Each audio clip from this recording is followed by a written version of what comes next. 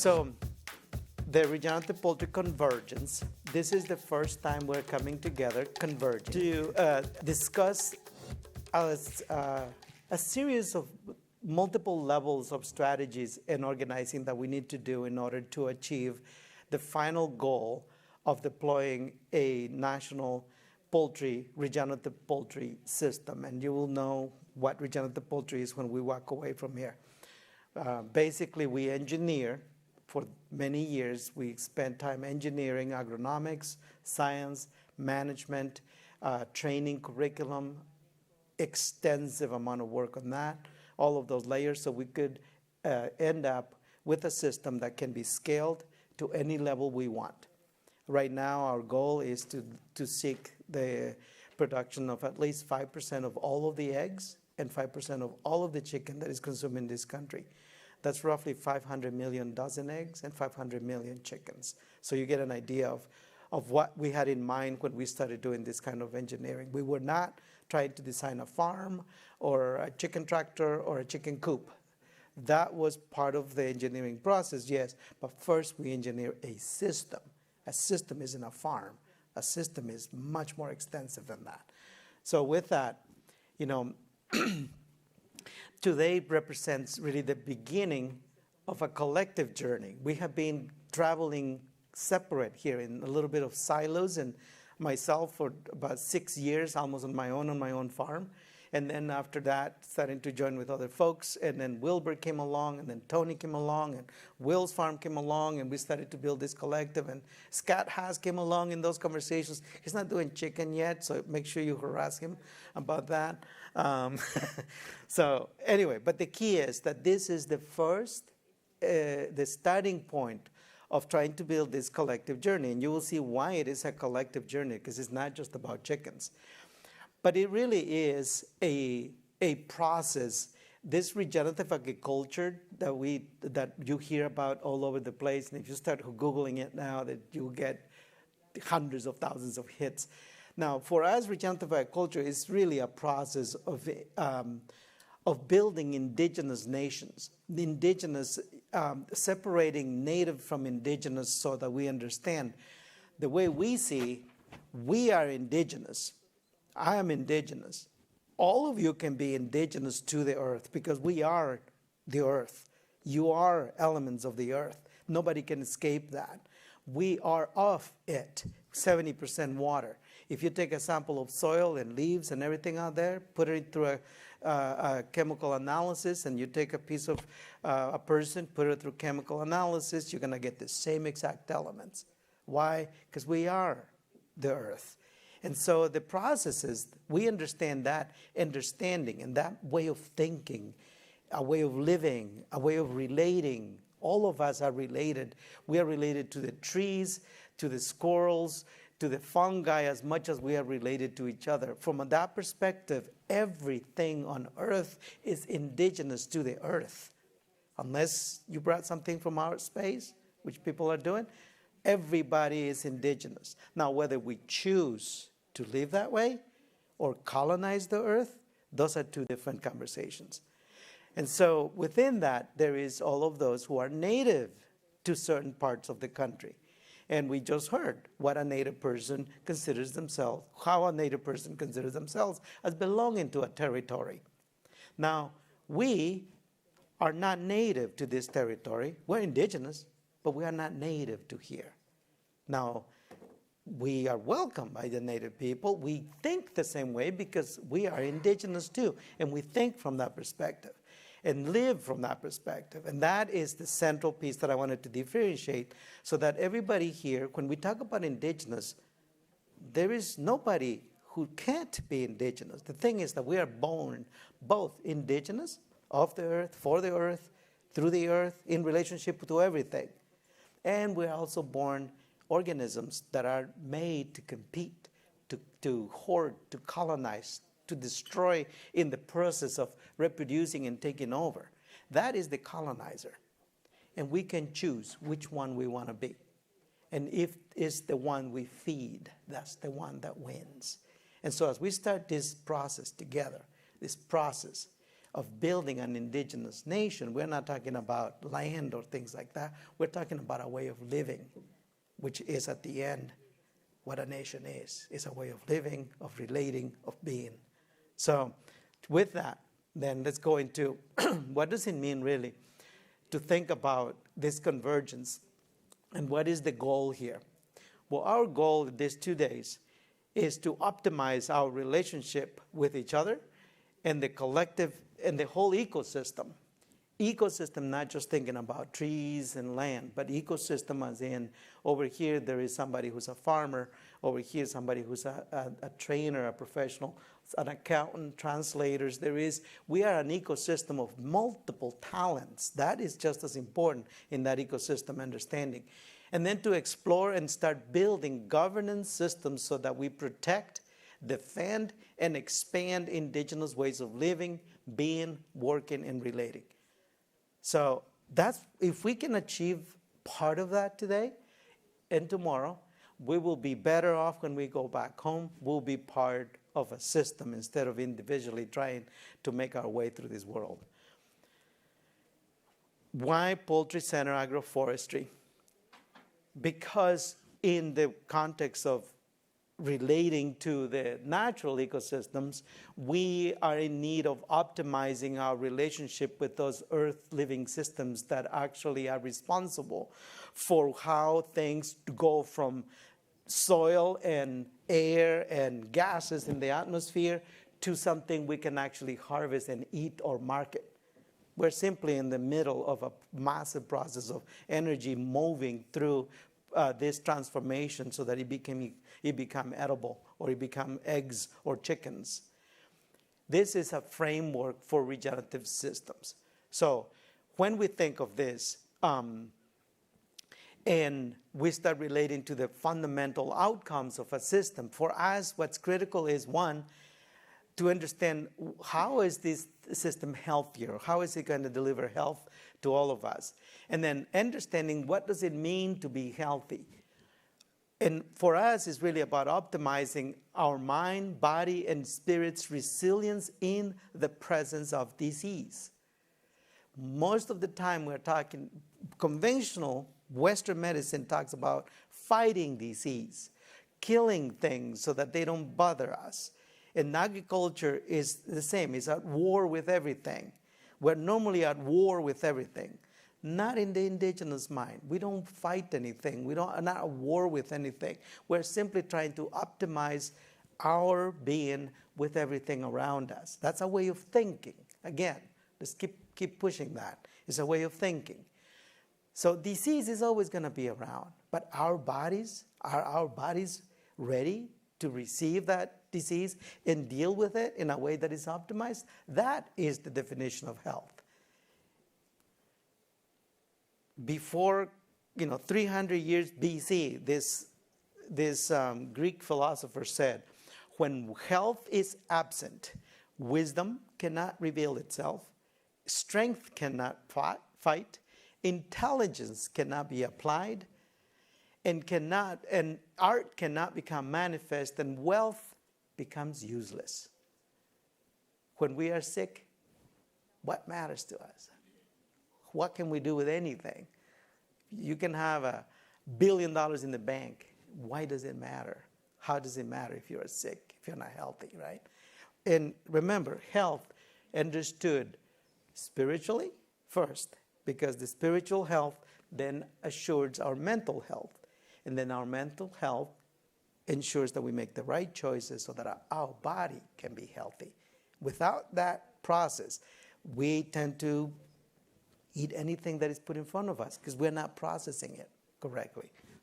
So when we think about wealth, since we mentioned that, the Native Governance Center defines wealth as an indigenous wealth is about decolonizing and revitalizing what it means to be healthy and live in abundance. Abundance.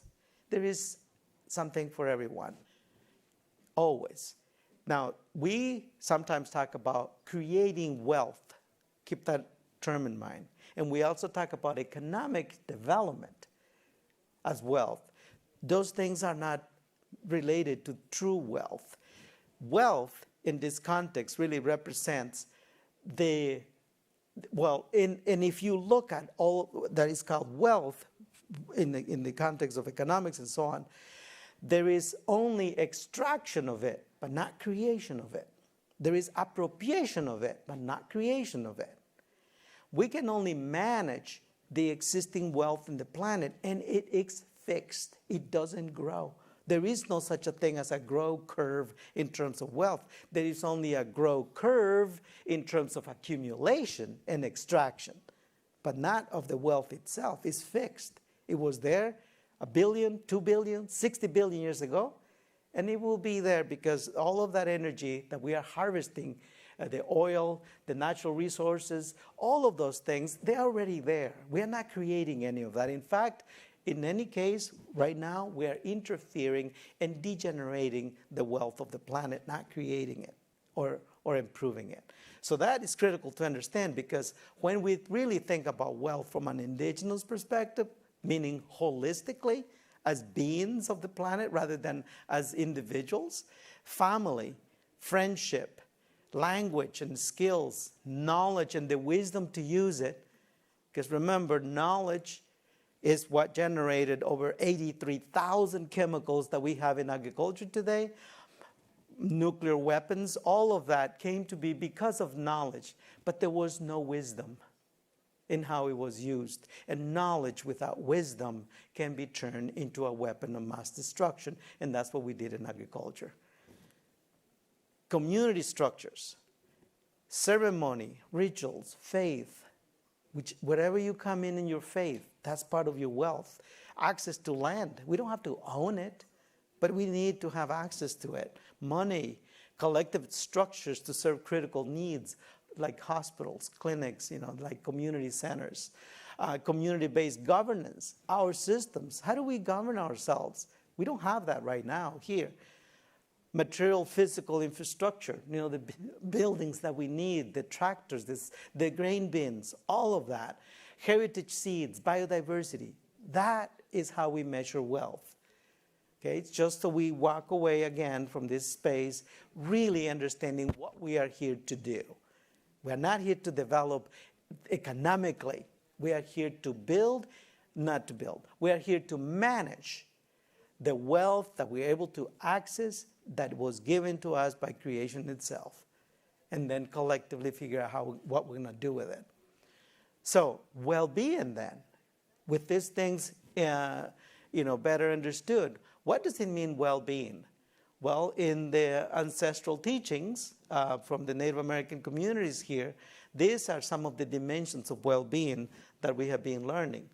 The physical, the emotional, and so on. Sorry, this, I have a no back. This is the back one, and this is the forward. Got it. He's got no arrows, except now I see the arrows. So well-being is really the combination of all of these things. Well-being in terms of health and in terms of wealth, and then how it affects our physical, emotional, the environment, our intellectual capacity. Intellectual and knowledge, let's just for a second, think for that for a minute. Think of intellect. Now, intellect for us, the indigenous intellect, is very different to the so-called intellectual world that we referred to. Notice that in the intellectual community is normally based on master degrees, on PhDs, and things like that, on degrees. For us, the true indigenous intellect is simply the result of being able to honor the ancestors so that your mind, your body, and your spirit is willing and ready to receive knowledge and wisdom. With that, in fact, is tested. The chemicals in the brain completely change, and your ability to absorb information and to learn increases exponentially when you do that as a first step. Then you observe. Most of what we know is from observation of chickens in the fields and other things like that. Then you meditate on that, and especially you dream on it if you are able to control, manipulate your dreaming. And then after that, you share it. And when you share it, you have to think about it. Then you go do research, you do back up your information, and then you complete the cycle of creating what we call the indigenous intellect. That's all we need in order to succeed at this. I mean, there's doctors and people with masters here, and we appreciate that. And it's critical that we have that knowledge, but without the indigenous wisdom, that knowledge, again, is simply a weapon of mass destruction, the way we have used it. So how do we go about then engaging this collective wealth to achieve well-being and use this current knowledge and this ancestral wisdom all in tandem so we can achieve what we want here? Well, the way we saw this, one, I'm going to have these check marks on these statements. Those are the principles of native nation building as studied and as promoted now by multiple Native organizations in this country. So think about it from this perspective. Strategic orientation. What is our strategic orientation? Well, we see the world at this gathering from the perspective of the chicken. This, if you look at it from the perspective of the chicken, what you see is a forest, because the chicken is a jungle animal. You won't see confinement buildings, chicken tractors, dragging them across fields, none of that. Why? Because the chicken wants to be free in a jungle-like environment. Now, as we think of this collective story, the chicken is what gave us the code for a systems change strategy. And why? It's one of the largest industrial systems in the world. It's one of the most polluting systems, exploitative. But it's also the one livestock that allows us, all of us, no matter what size of farm, all the way down to 1.5 acres, all the way to 1,500 acres, is fully inclusive of all of us. Cows, pigs, goats, nothing else can beat the chicken, literally, at this game of systems change. And I'll show you quickly why this is critical.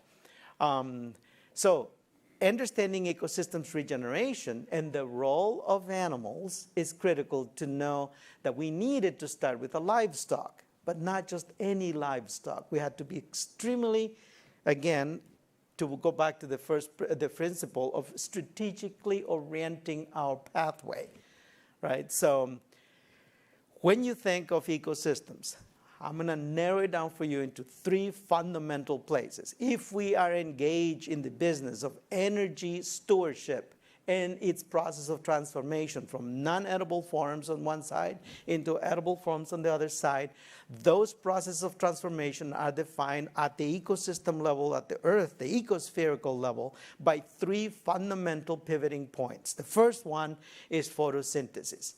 The most photosynthesis you have in your land, the more energy you are harvesting. And by the way, is 100% free until, Elon Musk or one of those big shots in the companies figure out how to sell us the CO2 out of the air, is still free. Which, by the way, they probably have tried to figure that out. Animals. Why? Because photosynthesis gathers all of these gases and all of this energy and turns it into not very accessible structures. So if you think of cellulose, which is what all the trees are made out of, all of the lignum, all of that systems, glucose and sucrose, the 2 fundamental sugars that make cellulose, are bound together by the process of photosynthesis as that tree becomes a tree. And what happens is, to unbind them, microbes in the soil have a heck of a time if there is not a fully healthy system. And so animals can take that in the form of grasses, in the form of forages, and so on, and within 72 hours deliver you manure, which is ready within another 48 hours for plants to absorb those nutrients that would have taken months or even a year in a regular compost pile. That's why animals are central. In fact, animals are the digestive tract of the earth itself, if you think of it from an indigenous perspective. And then finally is the soil, is where the other large-scale energy transformation process is happening. And all 3 are interconnected. You interfere with one of them, and you shoot yourself in the foot on the others. You interfere with photosynthesis, you block the rest. But the animals are really the entry point into any regenerative landscape project. And so that gives us strategic direction. So just basics. We're not trying to train you on this. But then comes in this foundation of how does that energy transformation then gets coded into an actual production system. So take the chicken on the ground level. The forest, in this case, we're talking about hazelnuts, elderberries, oaks, I mean, all kinds of species here, other species in other ecologies, but it's still, managing that photosynthetic area above the chicken, and then the chicken allows us to restore that biology in the soil relatively fast, and then allow that system to capture more of that free energy out there and close that cycle. So out of that process, we get first expressions of energy in the form of eggs, elderberries, hazelnuts, meat, and meat, and so on. Now, some of that energy is not edible right away or harvestable in the form of manure. I mean, we have it, but you can't put it on the plate. I mean, you can. It's just not going to taste very good. And so we put it through another process where we load the soil with those nutrients where there is no chickens, but it's still got all of the inoculated, all of the chicken biota, the trillions of bacteria, fungi, and all of that still being carried through that to feed this soil so we can then harvest energy again in different ways. Grains, vegetables, medicines, trees, and so on, so we can get the plate, and hopefully some of that goes right back into the system. Now, we're not talking about a farm here. We're talking about systems where different farms do different things, and some of them will probably grow grain so that and they will probably use manure from the chicken farmers because the chicken farmers may not have enough space for the manure and so on. So think of it from a system perspective rather than just a farm perspective. Now, this is what it looks like in real life. These are 4-week-old chickens, just on the 4th day of training to be ranging. The hazelnuts are already grown. This is the original prototype unit that we developed. And I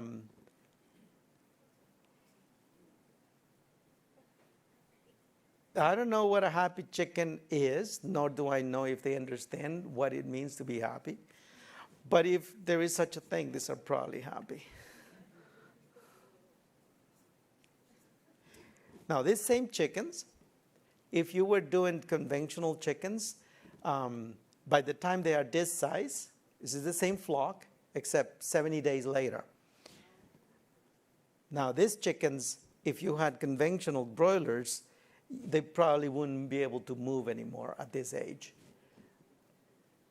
Now, they're still doing the same thing they did on the 4th week.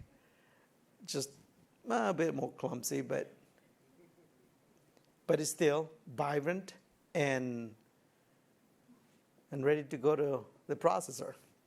Like they said, just one bad day.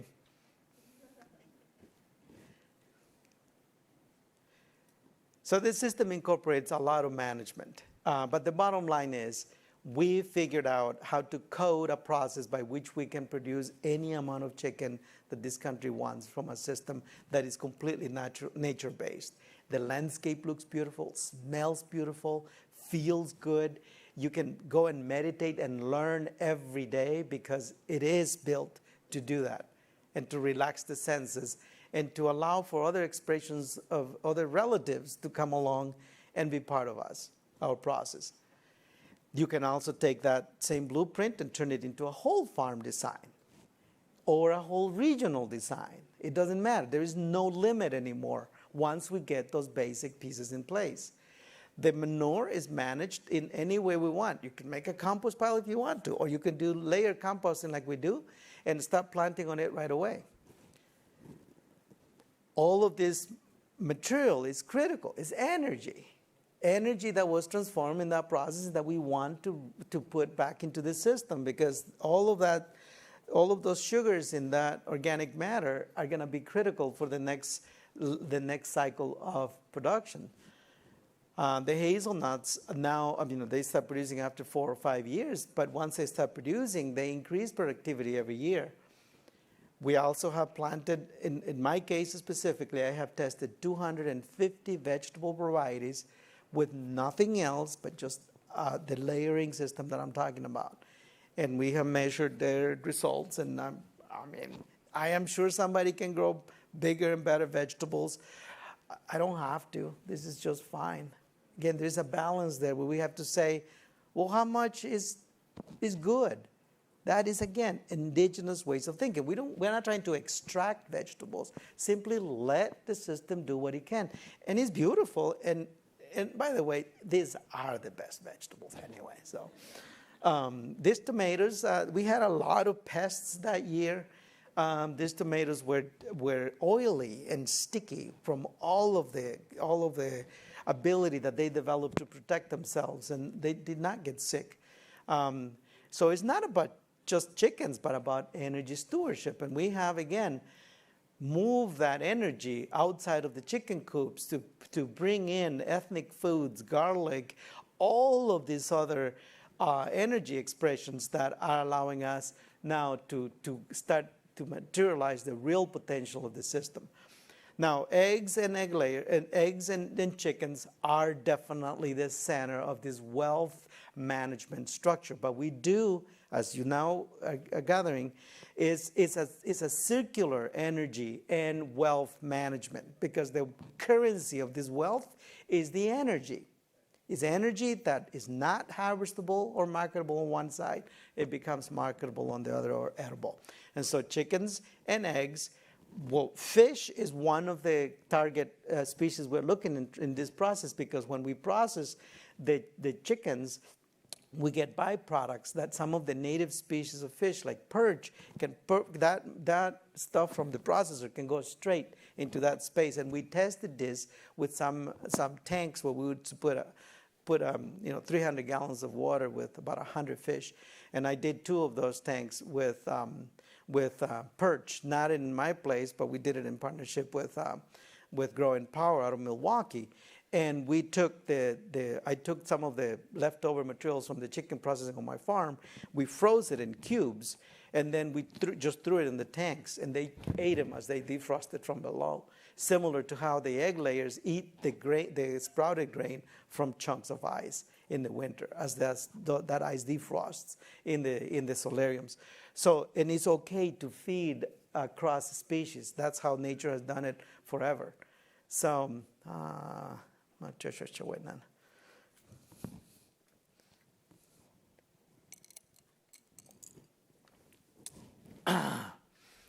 and so the idea is to start creating these circular systems where we start connecting the different enterprise sectors so that we can manage that wealth.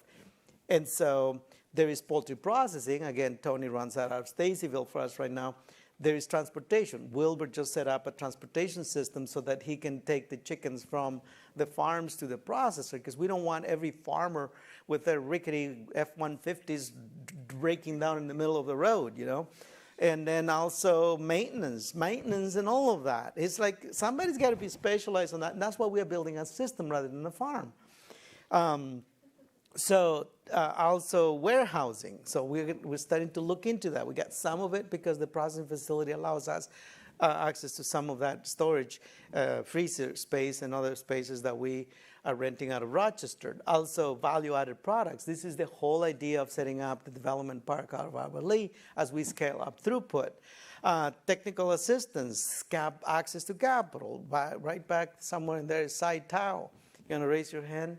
Cy Tao is with Compeer Financial. We are working with them directly so that they can help with the financial services, not only for the farms, but also with these industrial parks coming up and this other development. We also can bring in forest products, non-timber forest products, medicinal herbs, such as medicinal herbs, mushrooms, vegetables. With the group out of Long Prairie, we are thinking about tomatillo, and with other folks, we are also planting garlic in a larger scale now. The idea isn't to sell garlic and tomatillo, it's to sell value-added products so that we can take a perishable product and fix it so that we don't have to be scrambling and going on a buyer's market sort of situation. Some of the grain that we are now producing is also going back into, well, I guess, this is kind of scramble a little bit. But if we take the byproducts from processing fish, mix it with leftover products from the fields of vegetables, we dehydrate that, and we could put that back into the system as feed supplements. Perfectly doable. Is being done. It's just not integrated. And so that is what we're doing. This is what we call circular wealth management. It's not about circular economies. It's about circular wealth management. That is the way we have to think about this if we're going to win. And at the end, yes, you end up with aggregated enterprise sectors that then gives us a blueprint for actual systems so that we can justify technical assistance, new enterprise development, and so on. But it all comes from the chicken. The chicken is the entry point. And then, yes, as a result of this, we do end up with an agriculture system that is regenerative. Regeneration doesn't happen at a farm level or at a product level. It's an ecosystem function. Regeneration is a function of an ecosystem, not a farm or a product. So regenerative farm, there is no such a thing. Regenerative chicken, there is no such a thing. There's only regenerative systems that produce or that where we can harvest regenerative chicken. So these are things that maybe the market will never understand it. But we have to understand it. Why? Because when something is actually operating within that system, it's better. It's better for us. It costs less, it's less work, it has less inputs.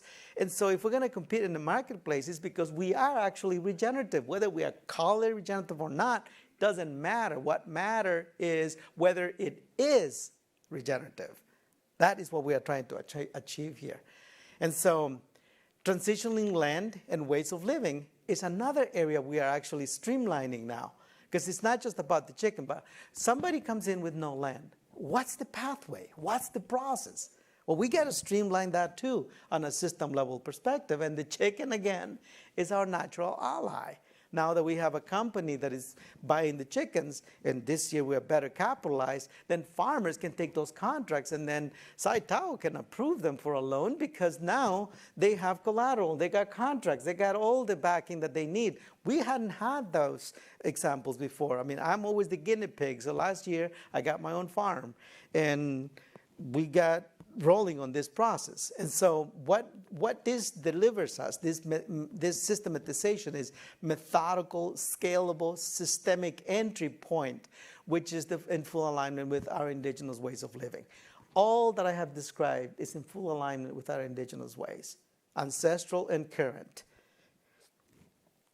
And so this fits the other part, which is public-spirited leadership. Every farmer, everyone here can be a spokesperson for this system. And that is what defines public-spirited leadership.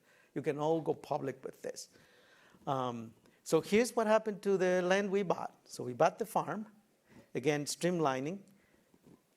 We mapped it out, went in, studied this closely to see what the land was trying to tell us, what the story of this land was. It was a story of brutality, of violence, of this generation of destruction.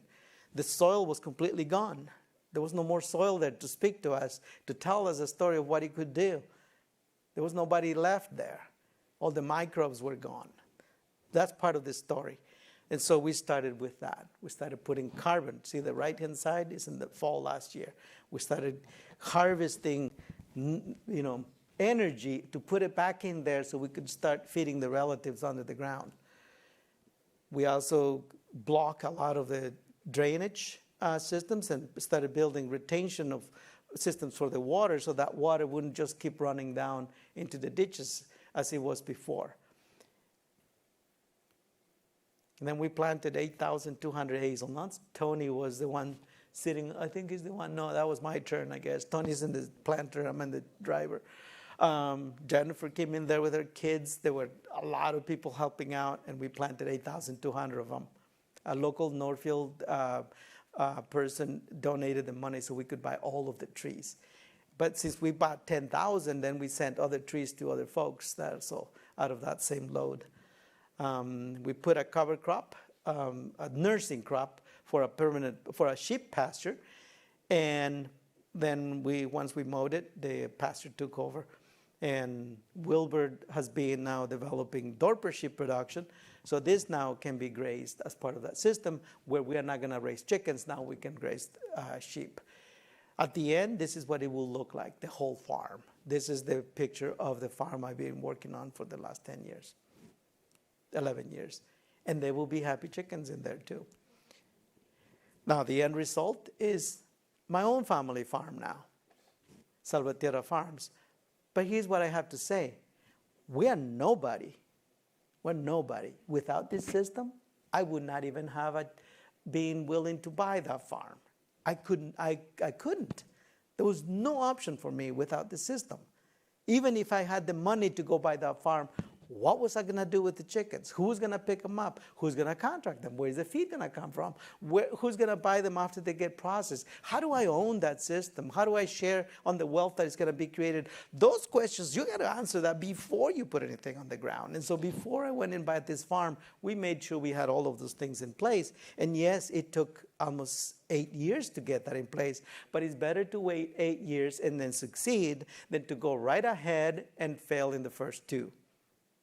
I mean, if you disagree with that, then go ahead and fail.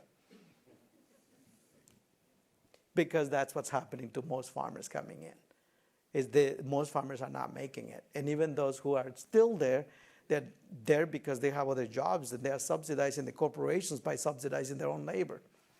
So that's not a business in our opinion. But we are part of an ecosystem. And so when you think of the circles that we are building here, whether it's with Pishanishim, with the other companies, with our farms individually, all of that, we're now part of a very strong ecosystem. So at any given point, you put yourself in the middle. Right now, let's say the alliance is in the middle. We are coordinating this event and all that with everybody around. But you take that and you could put Pishanishim in the middle, and now Pishanishim is the target, and then we all go and make sure that they succeed. Or maybe it's my farm or your farm or anybody's farm or the processing facility. The key is anybody can be in the middle any time that is necessary, and we all focus our energy so that they succeed. And one of those times is your time to succeed. That's the ancestral way of thinking about wealth management. And now let's think about territories. Sovereignty is another principle of native nation building. Now, we don't have territories in the same way that the Lakota, like with Nick Hernandez coming out of Pine Ridge, they got territories. We don't. We are in their territory. But what happens when we standardize the way we manage all of those farms? And when we're actually operating under a synchronized, standardized system, even though we are individually on our farm? We're now part of a territory, and we are managing it. We can manage it as a territory because it's our space. And as long as we have control and we have built governance systems so that we can collectively make decisions about what happens on that land and what happens to the products that come out of that land, we can manage that space as a territory. It doesn't have to be recognized by any federal government or UN or any of that. We can still operate from that basic perspective. But that requires that we stop thinking that we own the land. Nobody does. We belong to it. In fact, you are plowing. When you go out there and plow, you're plowing the ancestors of the people who were here before. And if you go and check with the native communities, you'll know that that's why you dig up parts of their people, because they are the soil. They were the soil. We are supposed to become the soil when we are done. And so as we think of that, that is what we are managing here. It's a territory. And so if we start planning from that foundation, system level of thinking, then we can move into building that food sovereignty as a first priority. We don't have to be in a tribal land within a tribal native community to achieve these levels of food sovereignty as well. And we can do that much easier and faster in partnership with the native communities. Did you know that native communities in this country own and control 56 million acres? It will take us 3 million to take 5% of the total eggs and broilers in this country. It will take less than 5% of the land already in native communities to actually flip the system at $7.5 billion level. That is how doable this is. This is why it's so exciting. Now, it has to be, whatever we do has to be a cultural match for it to be part of a nation-building strategy. And so regenerative agriculture, when understood as a way of being, believing, relating, working, and under a system of collective governance, then it's in alignment culturally with our ancestors and with the current philosophies of how one live. And so that is critical for us today, is to think about that collective governance. So now let's go back to managing the money part of the wealth management cycle. In this case, just so you walk away from today's session with a good framework of what a farm looks like, 40 acres. This is the 40-acre blueprint of the 75 acres my family bought a year ago. Okay, so out of those 75 acres, 28 acres are woods. The rest, and then there is water, the water reservoirs in the road and so on. About 40 of them we can put into this new blueprint. So 10 acres will go into broiler production. Those units are already mapped out, and the road is in and all of that. 10 acres will go into elderberries, and 20 acres will go into the silvopasture system. From that, we can generate a financial impact divided into those 5 areas, because in the forest, we're building 20 agritourism platforms in partnership with Farmers Footprint. And we're going to inaugurate that at the end of this year.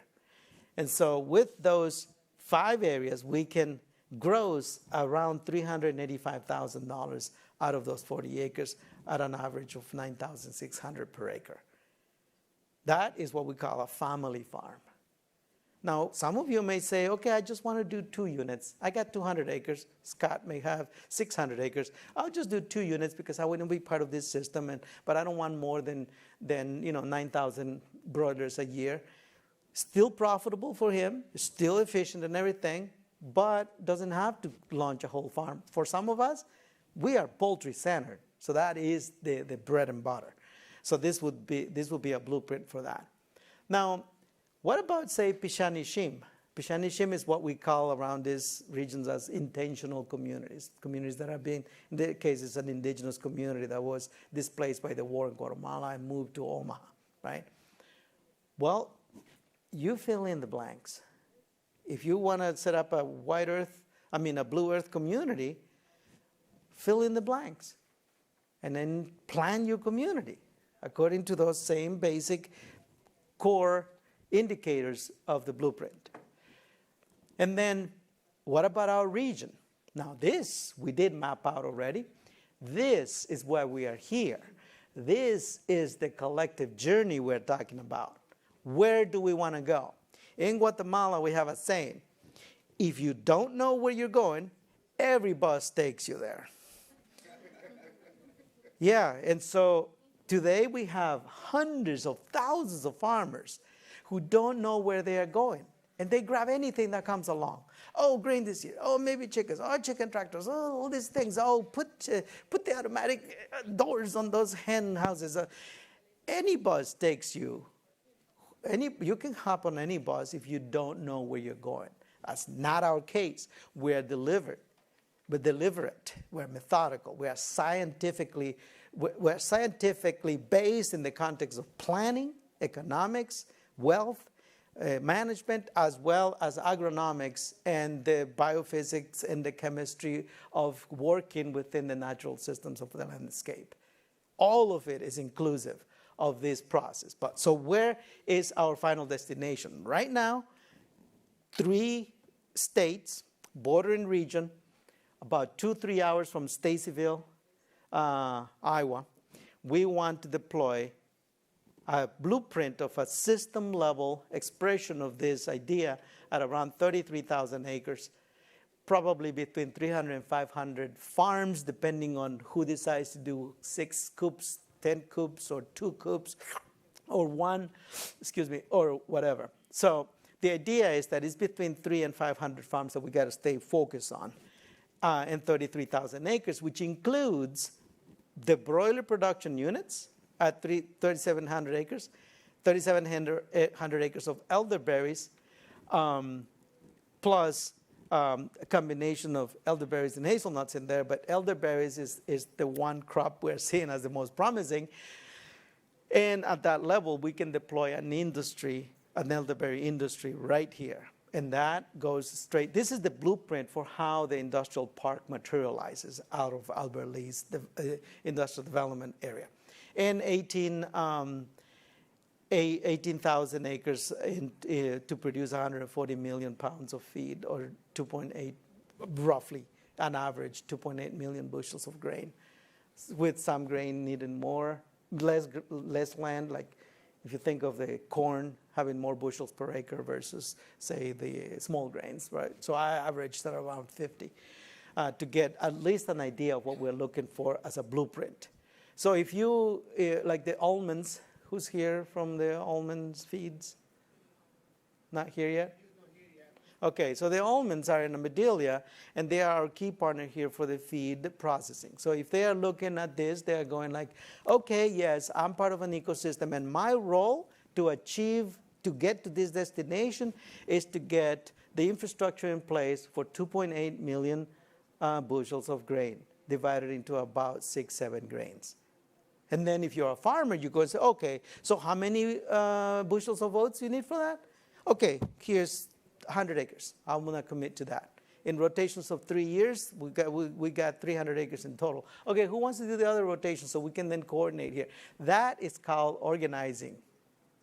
And so this gives us the blueprint for that. At the end, we want to hit the market at $160 million of value that will go to the farmer's bank account, and around $320 million of capital that will be diverted from the market, no longer feeding conventional systems, coming back into our ecosystem. Now, when we come into this space, think of yourself, and this symbol is on your planning materials and everywhere, and the bandana. Why? Because this is an expression of a decolonized governing structure for system levels change. This is not new. I didn't come up with this. An artist in Northfield did this work for us. But what this represents is really multiple expressions connected among themselves so that we can collectively come to a center place where we are all represented in a council that makes the decisions, the governing decisions for our system. And so if you could be on the bottom here, if you're a grain producer, poultry producer, egg producer, those clusters or those affinity groups, as we call them, organized independently, so they got their own councils. The egg layer council, the broiler council, the grain producers council, so that, because those are affinity groups, just means that you got things that are common to your specific group, and you got to figure out what you're going to do with that.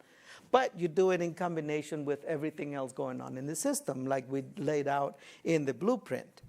And so as a result of that, we start generating this fully inclusive representation of every expression. And it's not like anybody's going to be saying, oh, these are the things we need to represent it. That's a decision that is made by you.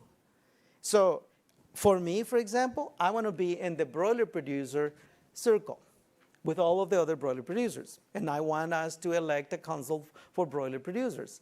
Also, I want to be in another group that is about Latin American first-generation immigrants. Because in that context, I also have specific things that I want to discuss, policies and so on, that have nothing to do with producing chickens. It has to do with certain things that are just unique to us. Those are affinity groups. We're going to talk about that tomorrow in more detail, but that's what the outer circle represents, is all of the expressions that can be in an ecosystem. And then those councils move in to elect other regional councils and so on, until we get to the center where we get to elect the actual council that oversees this whole ecosystem's, decisions, like a board, but it's not a board of directors. This doesn't need to be a nonprofit. It doesn't have to have legal structure recognized by the government. This is how you build a movement.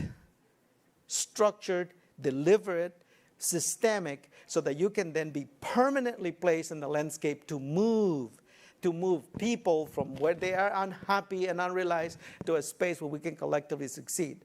Capital from a place that is destroying the planet to a place that can regenerate it. Wealth from consumers that is going to conventional systems over to regenerative systems. That's what we call, from an ancestral perspective, a movement. A movement is not for us, it's not something that is limited to going and protesting and being against systems that don't work. A movement is about moving into what we want so that we can get to the destination that we want. That is movement for us. And this gives us a fundamental blueprint where representation and inclusivity is designed and baked into the process rather than something that someone decides.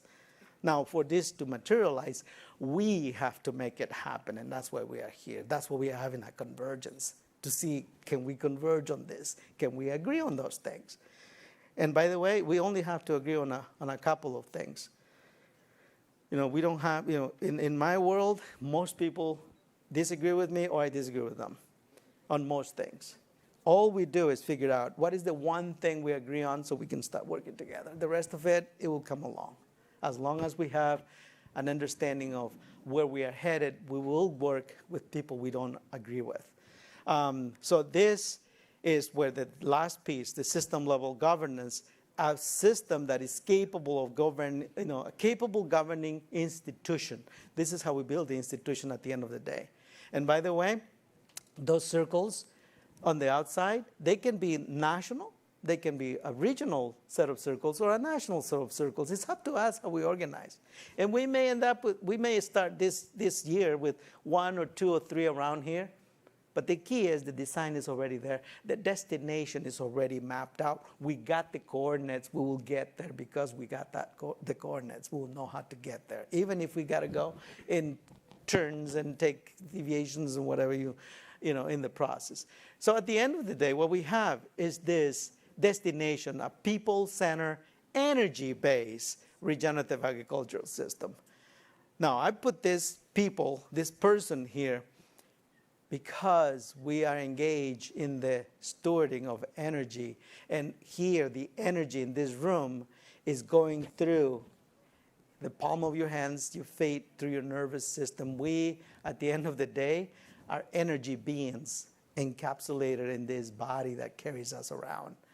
And so this is an actual combing. This is how our nervous system looks like, and energy is the foundation on how the whole system works, and either motivates us, makes us happy, sad, gets us moving. It's the way we feel, the way we smell, the way we see.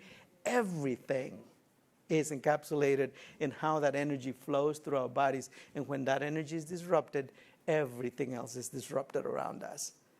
So that is the framing for today, and I hope that this gives you a clear sense, in general, of where we started. We started by raising a few hundred chickens, how we turned that into a deliberate, structured methodology for systems change, and how now that we are here together, our next step is to see how we're going to turn this into the norm for this country so that we can stop destroying the planet in the name of feeding people. Thank you.